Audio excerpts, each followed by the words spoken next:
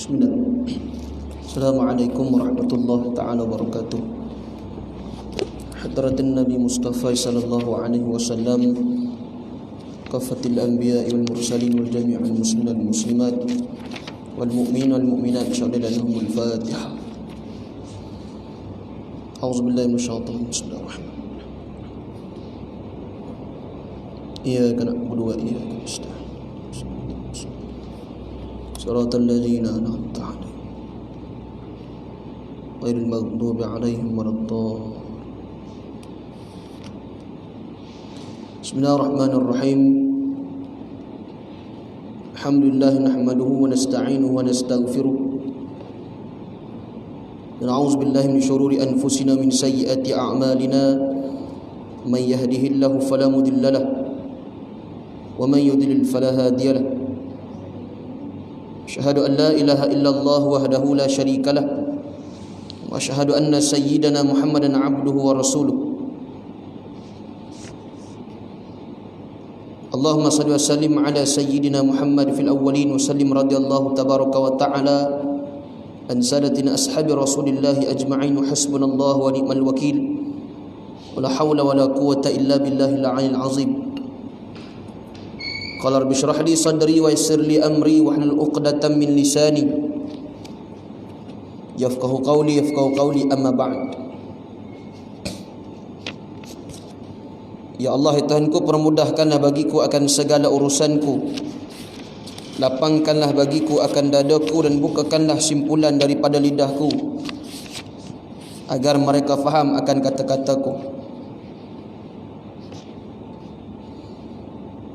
Qala Allah subhanahu wa ta'ala fil Qur'anil Karim ba'da a'udzu billahi minasy syaithanir rajim. Wadhkur ibadana Ibrahim wa Ishaq wa Ya'qub ulil aidi wal absar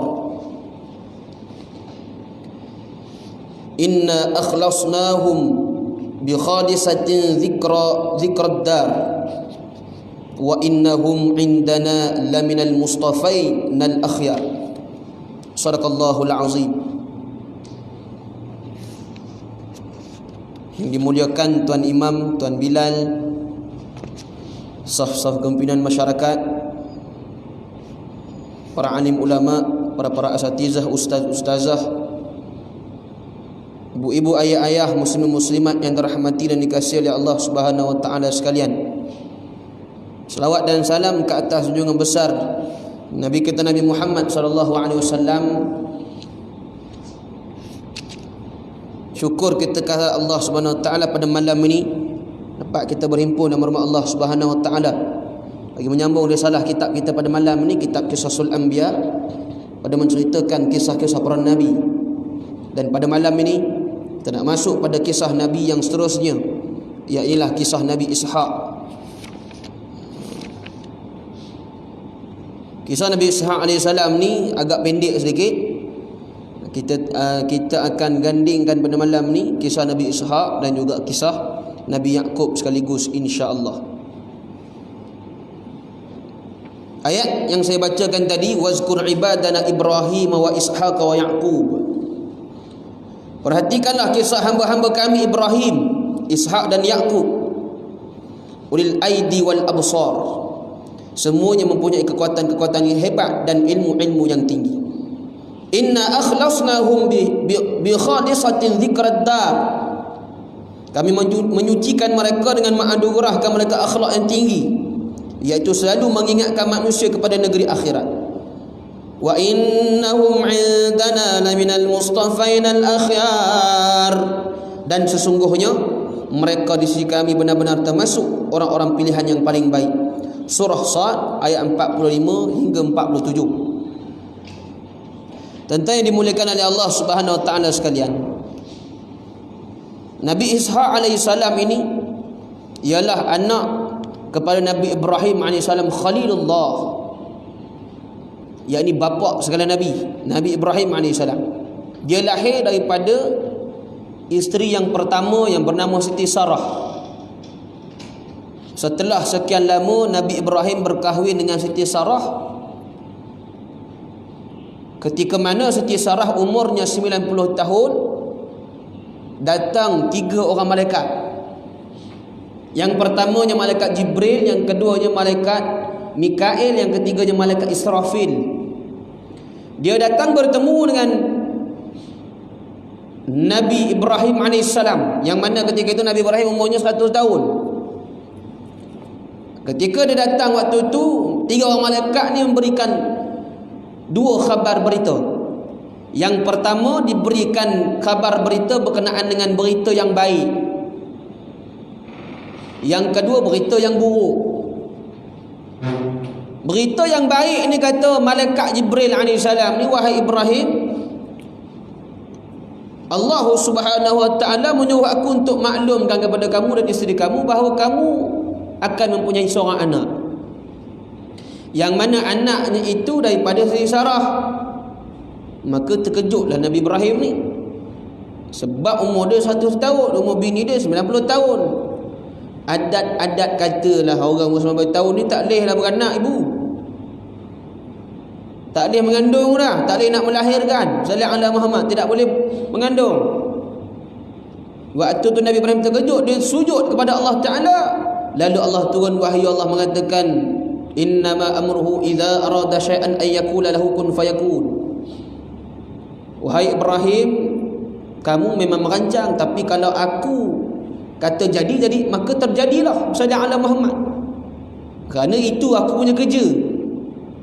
Kamu minta anak lama dah. Siti Sarah ni lawa tuan-tuan. Kahwin-kahwin rupa-rupanya Siti Sarah ni dia mandul, tak boleh melahir, tidak boleh mengandung. Kahwin dengan Siti Hajar sallallahu alaihi Muhammad. Kahwin-kahwin dapatlah anak nama Nabi Ismail. Cemburu pula Sarah, dia hantarnya Siti Hajar dan juga anaknya Nabi Ismail yang masih menyusu badan di tengah-tengah lembah di Mekah namanya. Lembah Mekah ni namanya Mekah lah. Bawa turun ke sana, balik-balik lebih kurang 14 tahun. Waktu itulah datang malaikat memberi khabar gembira. Menangis Nabi Ibrahim. Rupa-rupanya Allah nak bagi Siti Sarah ni anak. Disebabkan Siti Sarah ni malaikat datang buat berita gembira pada dia, dia pun bergembira lah. Mana ada orang buat berita gembira orang jadi sedih? Tahu tak? Menyempatkan waktu itu Siti Sarah ni dia punya ketawa. Lalu diberikanlah nama anaknya itu Ishak. Ishak ni dalam bahasa Hebrew ataupun Ibrani. Terjemah ke Arab namanya Yadhak. Yadhak ni maknanya ketawa. Sallallahu alaihi Muhammad. Kenapa ketawa? Sebab waktu lahir Nabi Ishak ni, Siti Sarah ketawa seronok dia. Walaupun sallallahu alaihi Muhammad, Nabi Ismail lahir daripada isteri yang nombor 2, tetapi umur Nabi Ismail 14 tahun lebih tua berbanding Nabi Ishak.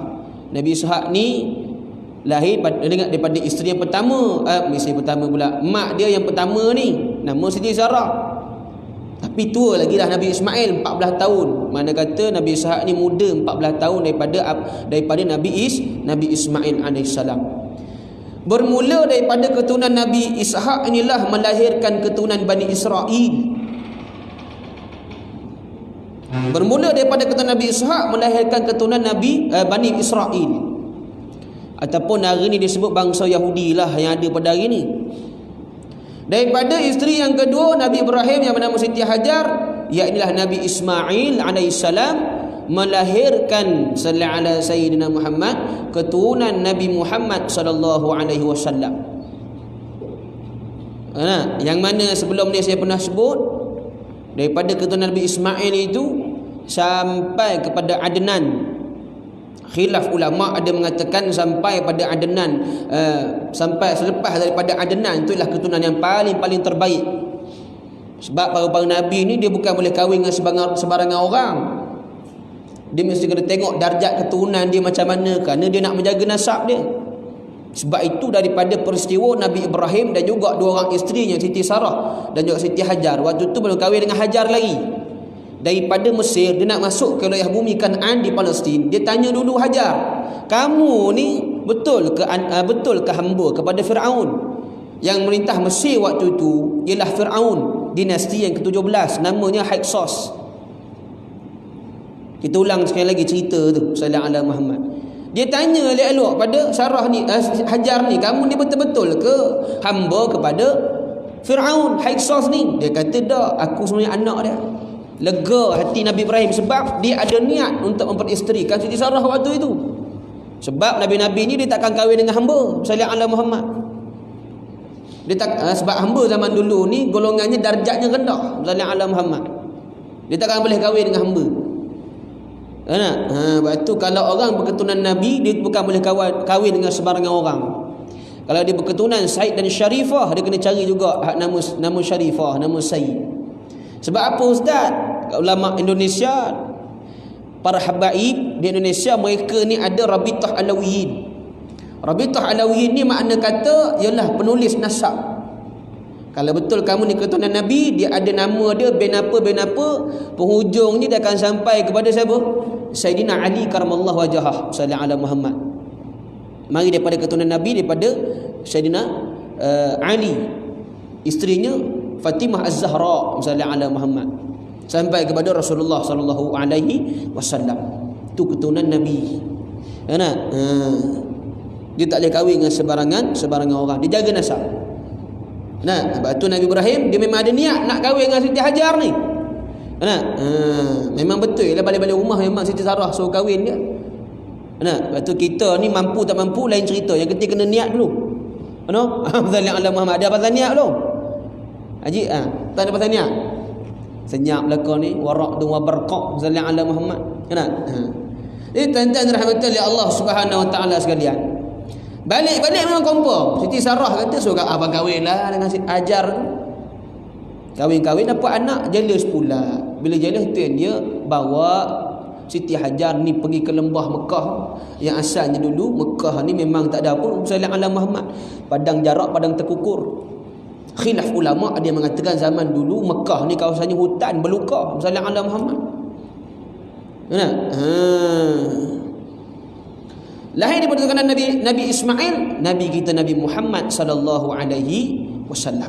Itu Nabi kita Nabi Muhammad SAW daripada keturunan Nabi Ismail. Salla alaika Allahu ya Adnani, ya Mustafa ya Safwatar Rahmani, alhamdulillahil ladzi a'tani hadzal ghulam at-taib al-ardani. Salla alaika Allahu ya Adnani. Adnan tu turunan Nabi sallallahu alaihi Muhammad. Kenapa dia sebut Adnan? Dalam kitab Nurul Zalam, syarah pada kitab Aqidatul Awam, kitab akidah,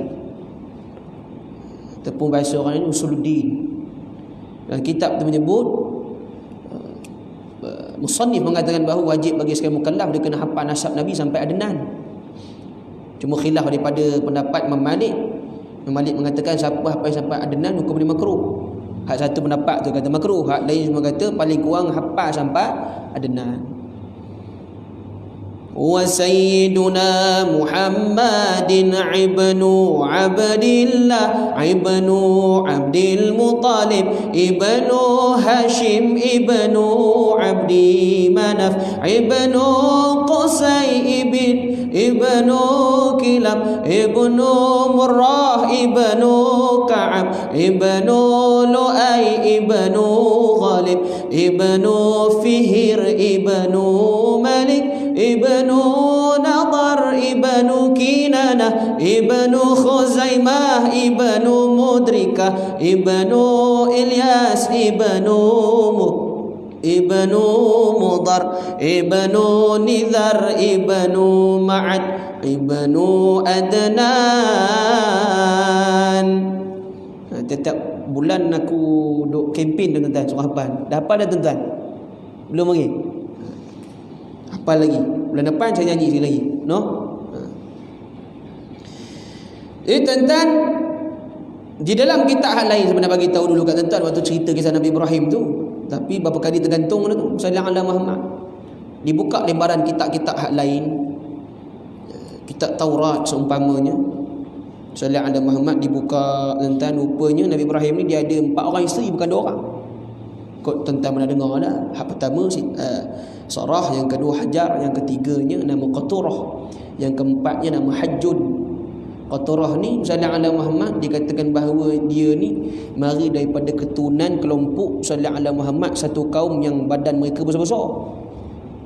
Sallallahu alaihi Muhammad ni bukan sahih, ini cuma kajian ulama kontemporari. Ada yang mengatakan Qaturah ni dia berasal di Nusantara, tapi tak tahu daripada mana tempat dia. Dibuka dalam Sallallahu alaihi Muhammad, isteri nombor 4 tu tak ada cerita lebih panjang cerita tentang dia, cuma kajian berdasarkan isteri Nabi Ibrahim nombor 3 ni, yang mana pernah disebut dalam kitab Tafsir Nurul Ihsan jilid pertama. Kata Syekh Said Al-Qadahi pada menafsirkan tentang ketika Nabi Musa dia nak masuk wilayah Palestin waktu tu. Orang Palestin kata apa? Orang Yahudi kata apa? Bani Israel, fazhab anta wa rabbuka. Dia kata, wahai Musa, kalau kamu nak masuk dalam wilayah Palestin tu, masuk. Kami takut dengan mereka ni.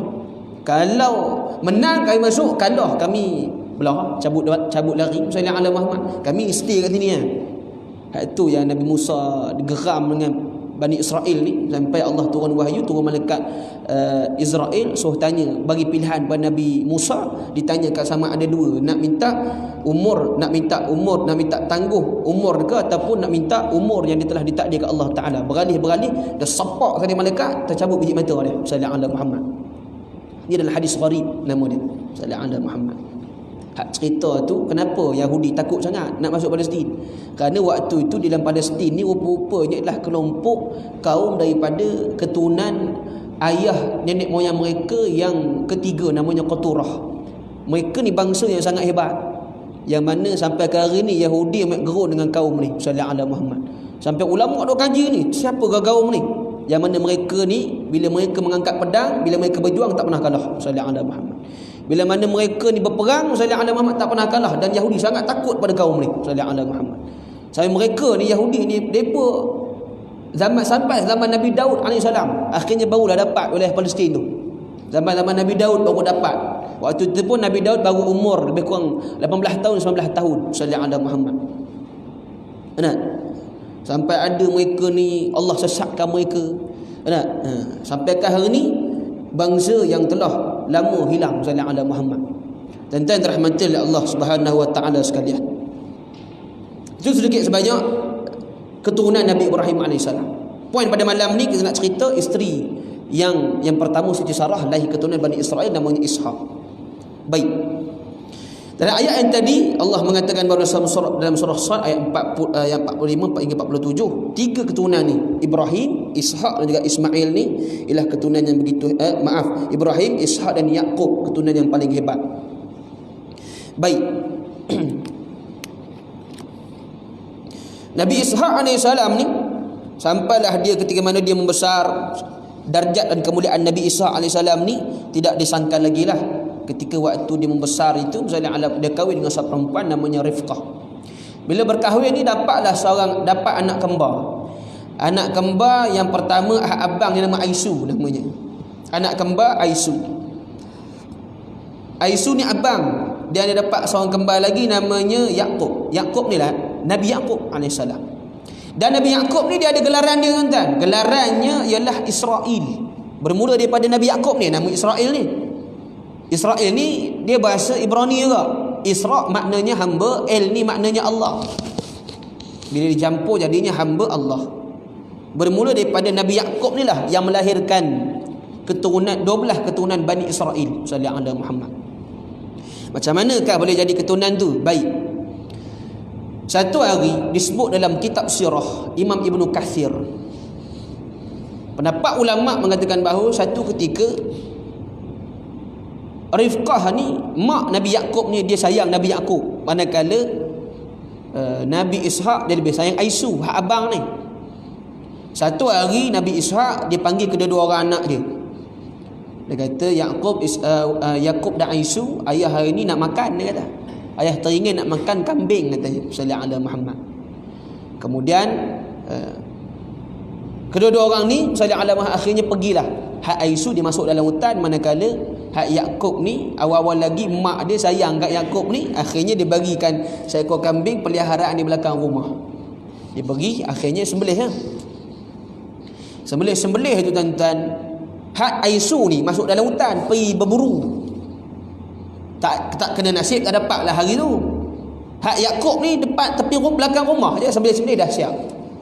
Maka berita ni sebenarnya Nabi Ishaq bagi tahu pada Aisu dulu. Mak Nabi Yakub ni terdengar perbualan tu, akhirnya dia bagi tahu pada Yakub, wahai Yakub, kepergilah sediakan cepat yang kau nak makan ni. Agak-agak tuan-tuan, siapa yang sampai dulu bagi makanan tu pada ayah dia? Confirm lah Nabi Yakub. Sebab Nabi Yakub belakang rumah je pun sembelih. Hak Aisu ni masuk dalam hutan, pergi tembak kok kena, pergi panah ke kok tak kena, hari tu nasib tak kena, tak dapat bawa balik lah.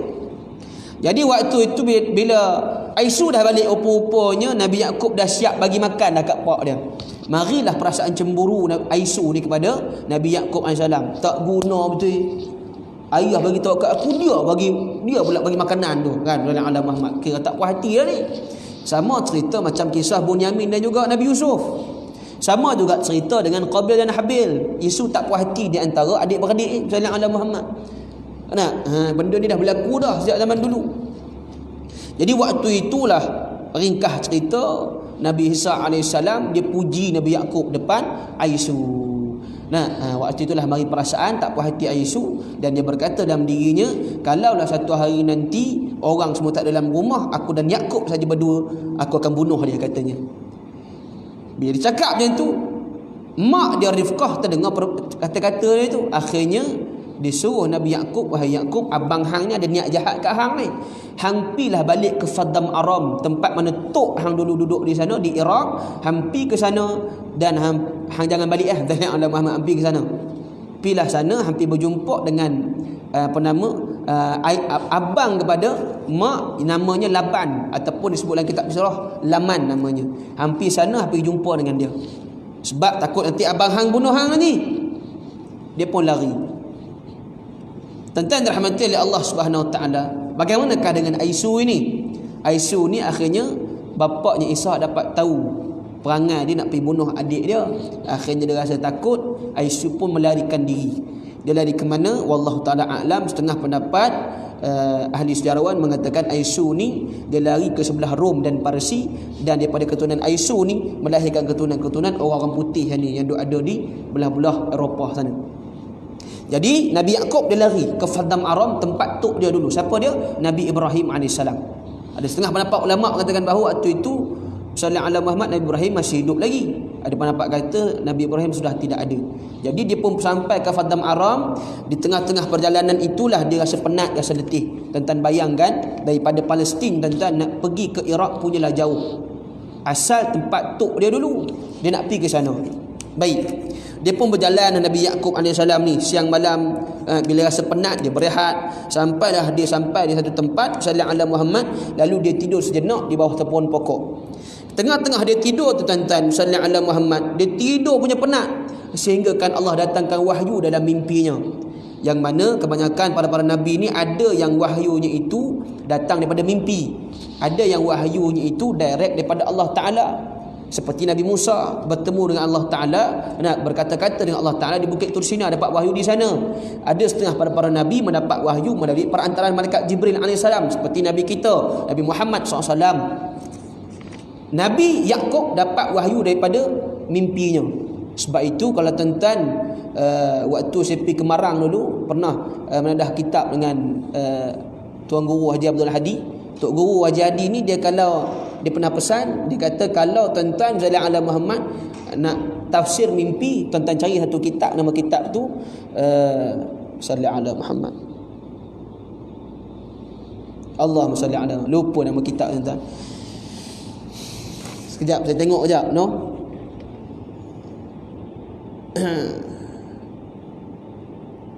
Okey. Tafsir mimpi Imam Ibn Sirin nama dia. Orang jadi ulama-ulama ni tuan-tuan, dia kalau bercakap bukan cakap ikut nafsu dia. Kalau mari mimpi, dia ada kitab dia sallallahu alaihi Muhammad. Nama kitab tu Tafsir Imam Ibn Sirin. Di kedai-kedai ada jual kot sallallahu alaihi Muhammad. Saya pun ada satu.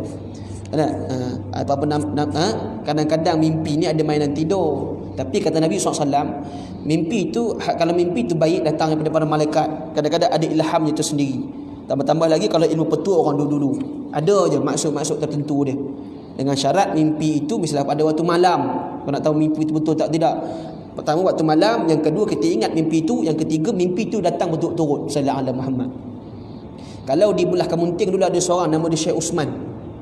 Dia ni pembawa tarekat Ahmadiyah. Dia pandai ilmu tafsir mimpi, tuan. Dengan syarat tentang mimpi tu waktu bila, kena bagi tahu dia mimpi waktu bila, mimpi apa, kemudian jam, ingat tak pukul berapa. Sallallahu alaihi Muhammad. Dia pandai. Ada setengah ulama kita, Tok Wali ni tahulah mimpi-mimpi tertentu ni.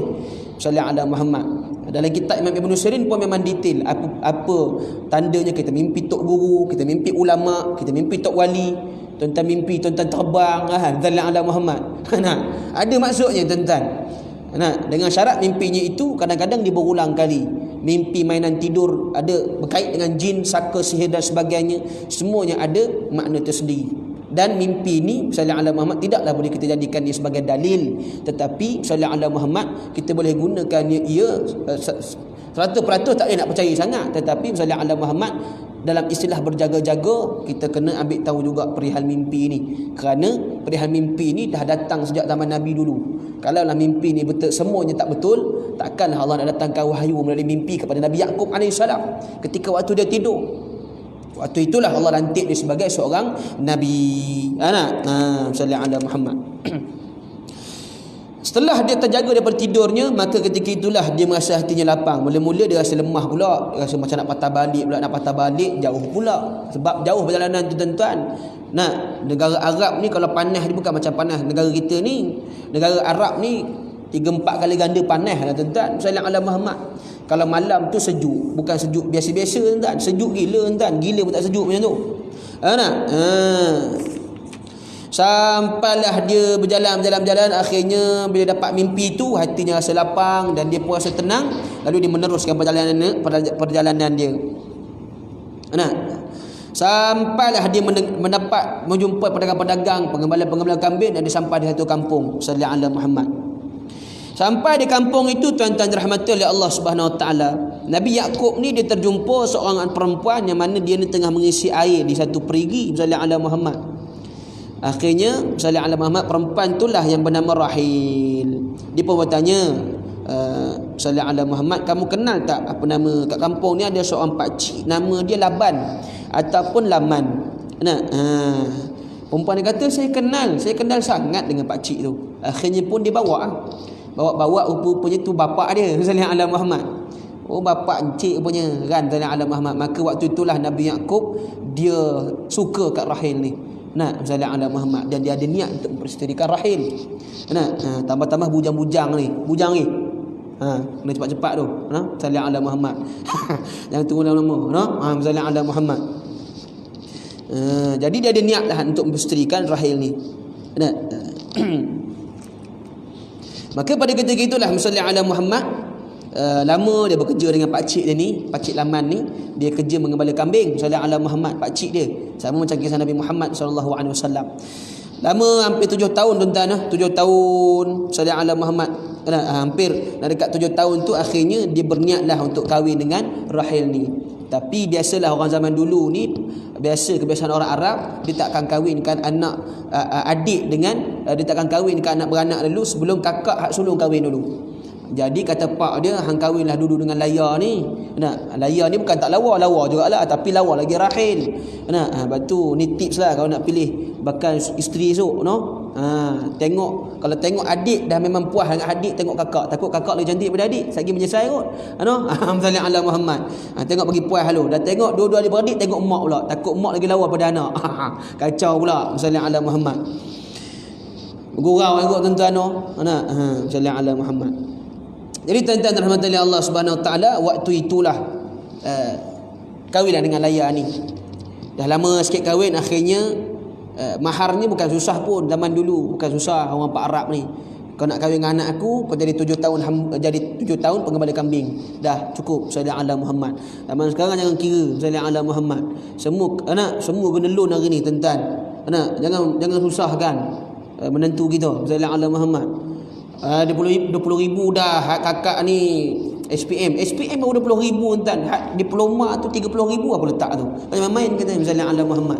Tu dia macam nak jual anak misalnya ala Muhammad. Jangan susahkan orang. Tuan zaman sekarang ni budak-budak lelaki bukan ada banyak duit sangat tuan. Kawan kerja kontraktor, mana nak cari 15,000 tuan. Misalnya ala Muhammad. Saya waktu kahwin dengan isteri saya dulu, saya seorang je mahal 800. Kami kahwin ramai-ramai. Hak kawan tu sebelah tu 10,000, hak sebelah kiri saya 15,000. Bila saya akad tu 800 tunai. Orang belakang kata 800 saja. Tu keluarga belah sana. Haram kata geram tunggu. Sallallahu alaihi Muhammad. Banyak lagi benda boleh buat tuan. Sallallahu alaihi Muhammad. Waktu kita ni pemudah kan sallallahu alaihi Muhammad. Waktu saya kahwin, waktu saya nak pergi ingat lagi waktu nak pergi kursus kahwin semua orang guna loan tuan. Mana ada duit, budak ni kerja kontraktor sapu sampah aja 15,000 keluarga minta. Tercekik halakum dia nak cari sallallahu alaihi Muhammad. Nak cari mana 15,000? Akhirnya buat loan juga. Semua loan lepas kahwin, rumah loan. Dah ni rumah loan.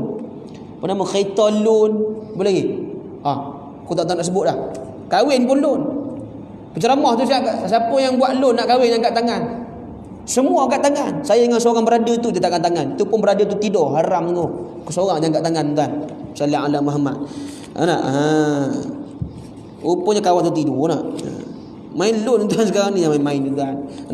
Permudah kan. Zaman Nabi dulu Sayyidina Ali macam tu. Kahwin dengan Siti Fatimah Az-Zahra. Mudah je kahwin. Sallallahu alaihi Muhammad. Lah ni zaman main tuan janda mahal. Sallallahu alaihi Muhammad. Janda itu berapa kahwin tu artis tu kan 20,000 Allahu akbar. Bulan nak dara tu dah kona dah nampak. Sallallahu alaihi Muhammad kat mana tadi? Jadi tuan-tuan rahmatan Allah Subhanahu wa taala sekalian. Kahwinlah dengan Rahil pula. Akhirnya dapat 2 bini waktu tu. Waktu itulah Nabi Yakub ni teringat kat kampung halaman dia. Akhirnya kahwin dengan Laya 7 tahun pertama jadi hamba, kena jaga kambing. Nak kahwin hak nombor 2 anak aku kau kena tambah lagi 7 tahun. Tu dia 14 tahun kan. Sallallahu alaihi Muhammad. Tengok kerja dengan pak mertua. 14 tahun tuan jaga kambing. Kerjalah orang soleh. Sallallahu alaihi Muhammad. Dia teringat kampung halaman dia. Waktu itulah Nabi Yakub dia ajak kedua orang isteri ni balik kampung kita tengok apa nama mak dengan pak kita tengok sallallahu alaihi Muhammad macam mana. Di tengah-tengah perjalanan tu sebelum nak pergi, marilah pak mertua dia Laban ni. Wahai anakku, sebelum kamu nak berangkat ni aku hadiahkan 2 orang hamba. Aku tahu kamu ni sibuk berdakwah sallallahu alaihi Muhammad.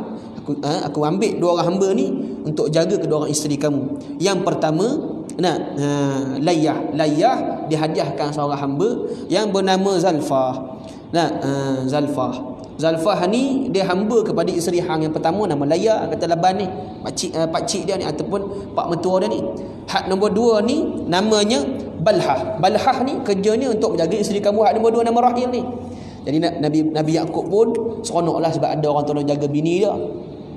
Kata pepatah Melayu, ala-ala menjeluk perkasan biar sampai ke pangkal lengan. Aku kahwin dengan 4 dua orang tu kahwin sekali jadi 4 orang bini. Sallallahu alaihi Muhammad. Kahwin dengan siapa tu? Dengan Layah, dengan Rahil, kemudian 2 orang hamba lagi tu nama Zalfah dan juga Balhah. Daripada perkahwinan mereka 4 orang ni sallallahu alaihi Muhammad, daripada Layah lahirlah lebih kurang 8 orang anak. Sallallahu alaihi Muhammad. 8 orang anak. 6 orang anak. Layah dapat 6 orang anak. Yang pertamanya nama Riubin, yang kedua nama Syamun, yang ketiga nama Levi, yang keempat nama Yahuza, yang kelima nama Izakar, yang keenam nama Zabulun. Syamun ni tuan-tuan pernah dengar tak siapa dia? Ada setengah pendapat ulama mengatakan Syamun ni dia juga seorang nabi. Namanya Syamun Al-Ghazi sallallahu alaihi Muhammad. Pernah dengar kisah Nabi Syamun? Tak pernah dengar kot. Kalau orang putih dia buat cerita Samson tajuk dia. Dia cerita tentang seorang lelaki yang badan gagah besar dan dia meruntuhkan istana seorang raja yang zalim zaman tu. Kalau tuan-tuan tengok dalam tafsir Al-Azhar, Buya Yahya Buya Hamka, Kiai Buya Hamka. pada tafsir menyebut tentang tafsir surah Al-Qadr. Inna anzalnahu fi lailatul qadr. Sallallahu alaihi Muhammad. Nabi pernah baca surah ni pada sahabat. Dan sahabat tanya macam mana asal usul Lailatul Qadar, malam 1000 bulan. Nabi cerita sallallahu alaihi Muhammad. Dia riwayat sekian sampai zaman dulu Nabi kata zaman dulu ada seorang lelaki namanya Syam'un Al-Ghazi. Syam'un Al-Ghazi ni ada kata dia seorang nabi. Dan dia ni kuat berjuang dan dia kuat berperang di zaman tu. Dia katakan bahawa kalau dia seorang 100 orang dia boleh seorang boleh hancurkan. Sampai raja waktu tu takut dengan dia. Lalu cara macam mana dia nak bunuh dia, tak boleh jadi tuan, badan dia kebal sallallahu alaihi Muhammad. Akhirnya dia panggillah isteri dia. Dia umpan isteri dia dengan segunung emas. Akhirnya isteri pun tergodalah dengan emas tu oleh raja ni untuk mencari kelemahan suami dia. Bini dia khianat dia. Macam mana dia buat? Malam tu dia rantai laki dia, diikat waktu suami dia tidur. Pagi tu suami dia mengeliak sikit lah.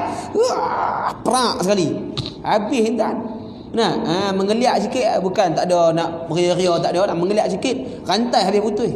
Kata abang ni kuat sungguh lah no. Memang aku kuat pun. Sallallahu alaihi Muhammad. Abang apa kelemahan abang ni? Dia kata hang ikat aku dengan apa pun tak jadi melainkan hang ikat dengan rambut aku. Rambut Samsun ni ataupun Syam'un ni dia panjang rambut dia. Syam'un Al-Ghazi ni panjang rambut dia. Dan malam dia tidur tu isteri dipotong ikat, dililit. Pagi-pagi tak boleh buka. Assalamualaikum. Ni apa nama raja tu? Raja mai ni, aku dah ikat dia ni. Ikat, marilah oleh tentera bawa. Siapa ni? Syam'un datang ke istana. Diikat di dekat dekat 2 tiang tangan di sini. Dibutakan kedua-dua mata dia. Sallallahu alaihi Muhammad. Ringkas cerita, Syam'un ni dia kata, ya Allah Tuhanku, kalau kau memberikan kekuatan kepadaku ya Allah, kau sembuhkan mataku dengan izinmu ya Allah, maka habis penghujung hidupku ini aku akan terus beribadah kepadamu ya Allah. Allah hidup bagi sembuh mata dia. Dia tarik sikit, runtuh di sana. Isteri dia mati, raja mati, pengawal pun mati. Akhirnya Allah panjangkan umur dia sallallahu alaihi Muhammad. Allah panjangkan umur dia sallallahu alaihi Muhammad, lalu dia masuk ke dalam gua. Sampailah penghujung hayat dia 83 tahun tu mati dia sallallahu alaihi Muhammad. Cerita ni kait dengan 1000 bulan ni sallallahu alaihi Muhammad. Nabi sahabat dengar cerita ni menangis sahabat. Ya Rasulullah, panjang umur dia, bolehlah beribadah banyak, kata sahabat-sahabat ni. Maka Nabi kata sallallahu alaihi Muhammad, barang siapa pada malam Lailatul Qadar dia dapat malam tu, umur kamu ni, kata Nabi, baki umur kamu ni sebenarnya panjang. Umur Nabi Muhammad ni 63, 60, macam itulah, 60, 70. Kalau macam Tung Mahathir tu, Umar kata pergi kubur Ketemari tu, itu advance nama dia sallallahu alaihi Muhammad. Allah nak bagi umur panjang sikit, supaya dia beringat sikit, itu advance nama dia. Tapi tak banyaklah orang umur macam tu, 60, 70 mati lah. Lalu sahabat kata, mana pergi umur kami hak lebih ni, macam Syam'un ni panjang umur dia sallallahu alaihi Muhammad. Maka Nabi kata, kamu carilah umur kamu, baki umur kamu itu pada malam Lailatul Qadar. Di malam itu ada baki umur kamu di sana. Tetapi sayang Allah kat kita ni, anak contoh kata kalau umur kita ni 200 tahun, hidup 100 tahun, lagi 100 tahun umur kamu tu Allah letak dalam malam Lailatul Qadar, kamu kena cari malam tu. Kerana 100 tahun umur yang ada pada kamu itu ialah Allah nak bagi 100 tahun tu hanya mengabdikan diri kepada Allah Ta'ala sahaja. Tapi siapa yang dapat malam tu kira bertuah lah sallallahu alaihi Muhammad. Sebab tu para sahabat bila mari malam Lailatul Qadar dia sungguh-sungguh. Anak Nabi Yakub yang keempat namanya Yahuza. Daripada Yahuza inilah melahirkan keturunan Nabi Daud dan juga Nabi Sulaiman alaihissalam. Yang kelima namanya Levi. Daripada keturunan Levi lah lahir keturunan Nabi Musa alaihissalam. Yang mana Nabi Musa ni, Musa bin Imran, Imran bin Qahits, Qahits bin Azir, Azir bin Levi, Levi bin Yaqub, Yaqub bin Ishaq, Ishaq bin Ibrahim. Habis tu aku ingat tuan. Sallallahu alaihi Muhammad. Daripada anak Ramona namanya Izakar, yang ketujuh namanya Zabulun. Isteri Nabi Yakub hak nombor 2 namanya Rahil. Daripada Rahil ni lah lahir dua anak yang paling Nabi Yakub sayang ni. Siapakah dia? Iaitulah Yusuf dan Bunyamin. Daripada isteri yang ketiga namanya Zalfah. Zalfah dapat anak nama Jad dan Ashir. Daripada Balhah, isteri yang nombor 4 hamba kepada Rahil, dapatlah 2 orang anak yang bernama Dan dan juga Naftali.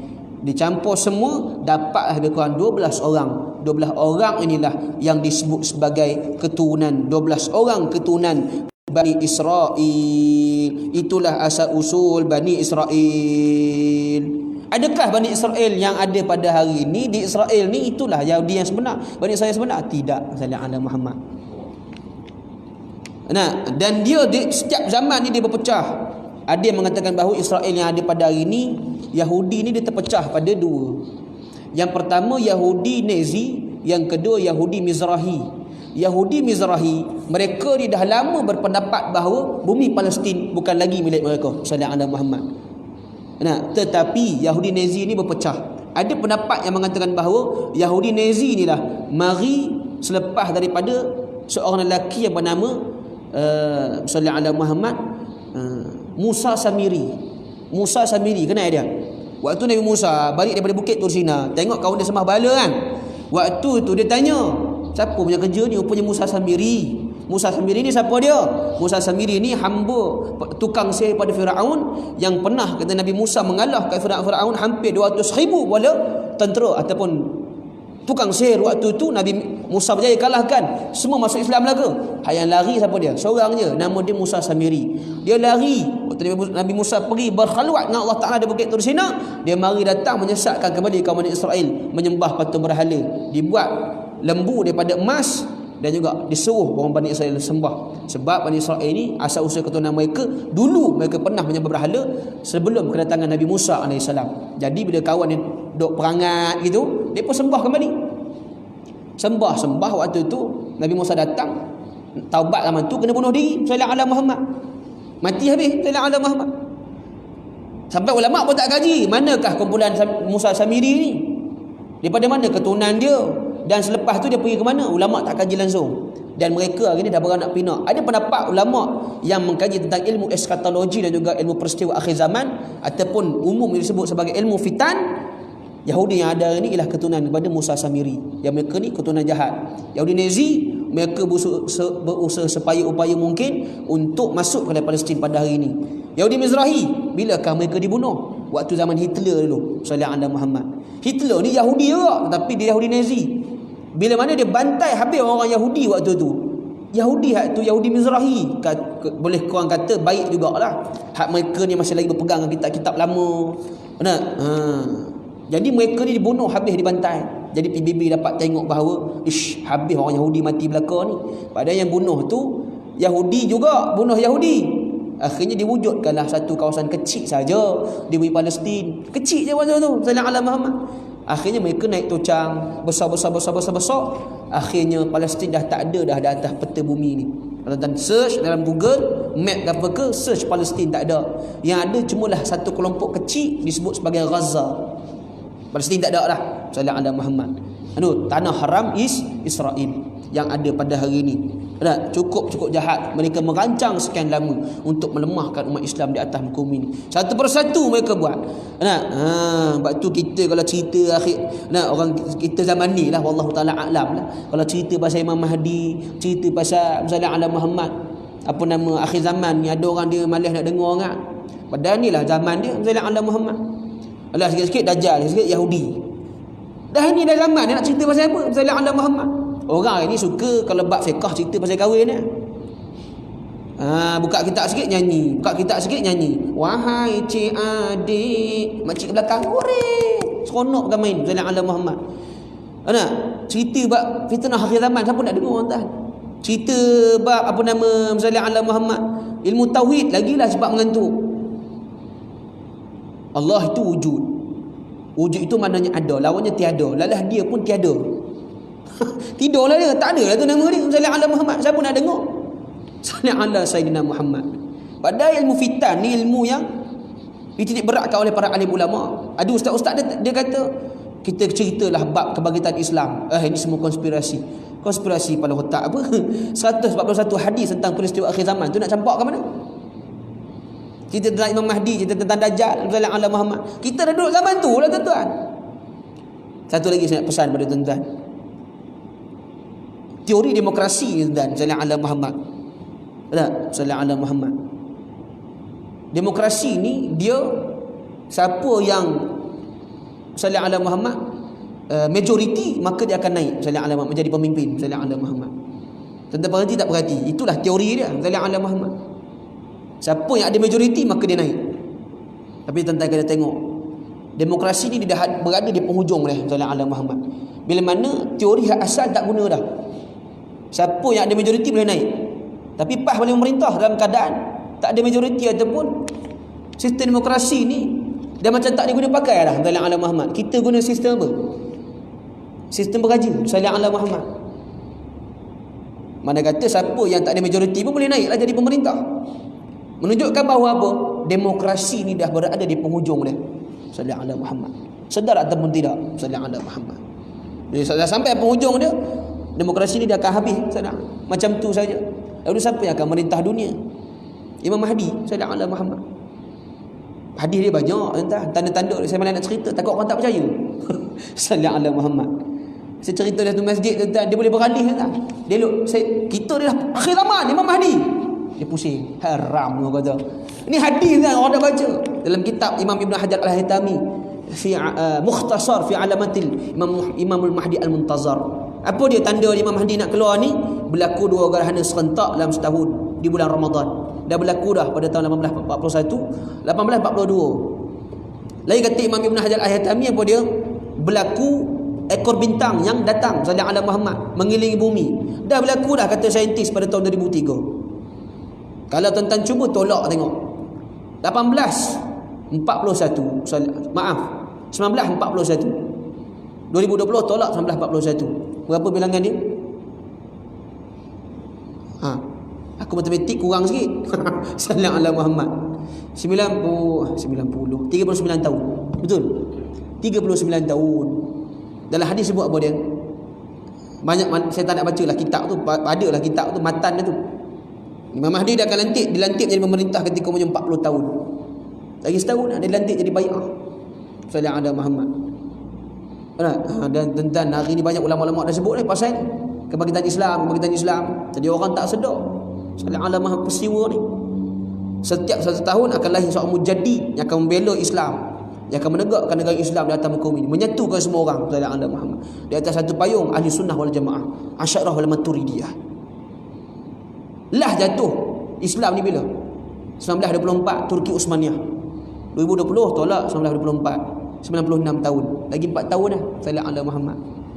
Kalau orang tak persiapkan diri dia, tak hiraukan kebangkitan Islam di atas muka bumi ni, habis.